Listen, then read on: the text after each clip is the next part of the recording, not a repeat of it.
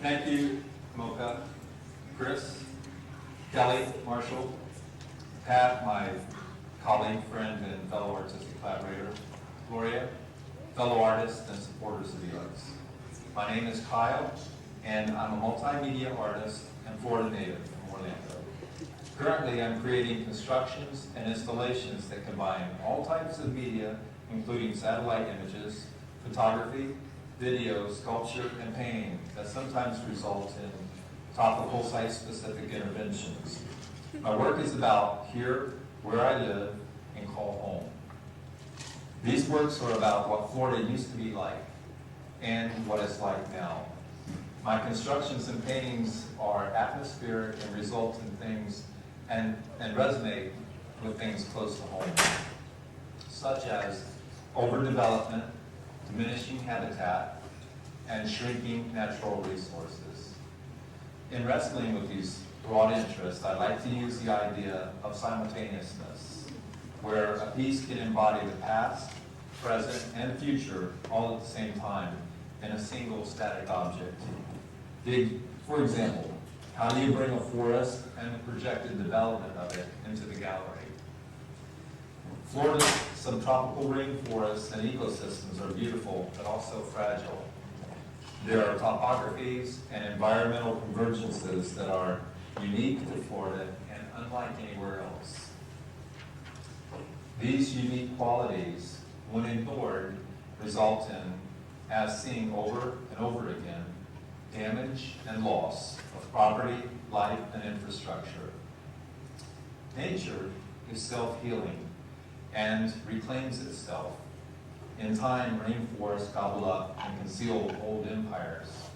It starts with bears wandering into neighborhoods and pets becoming alligator appetizers, and it ends with the fate of rivers being decided in courtrooms.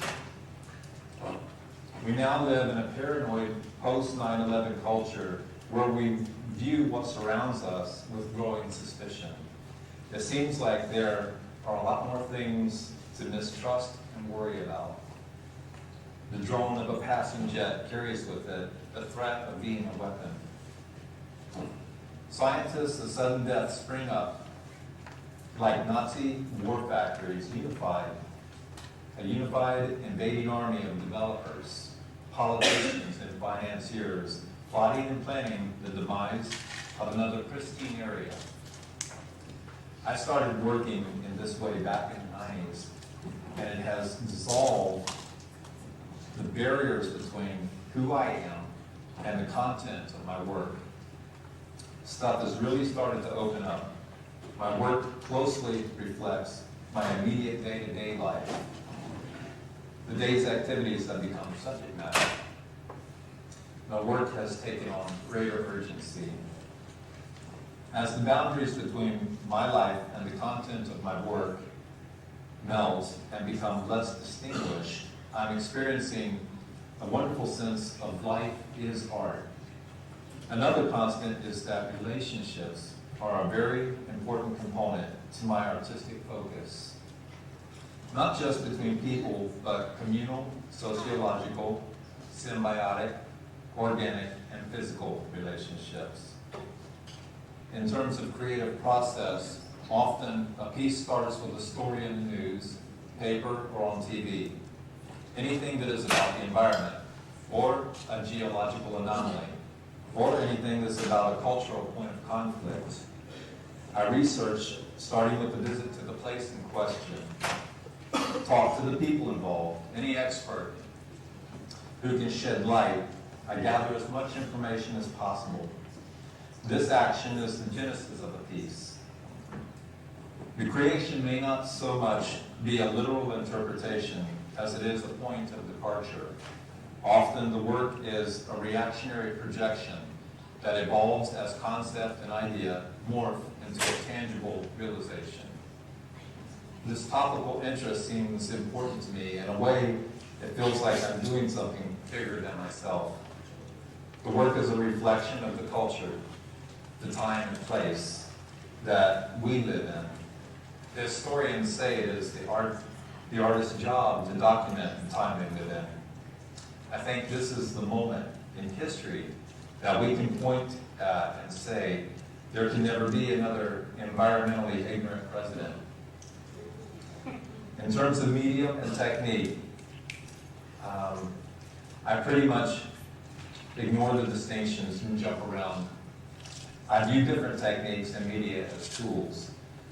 Whichever it takes to best convey the idea, to me the piece is more important than the tools, and often the process is cathartic.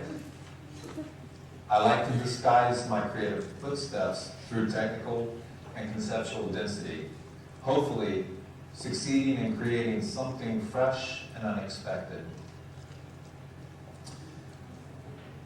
My work is steeped in process. I might build a modular armature that functions as a site-specific installation, photograph it, then incorporate the photograph into a painting, or create tablia in a three-dimensional space that is influenced by impressions of a first-hand experience or as a result of a fact-finding field trip. To me, something can really be fleshed out through process. The concept is the driving force. Technique and medium follow concept. I like to describe my work as being about right here, right now. In completion, I'd like to say we are at a tipping point. Not just here, but globally. As documented in Al Gore's An Inconvenient Truth, this is the moment that we must start taking personal responsibility or begin to witness a global point of no return and systemic collapse.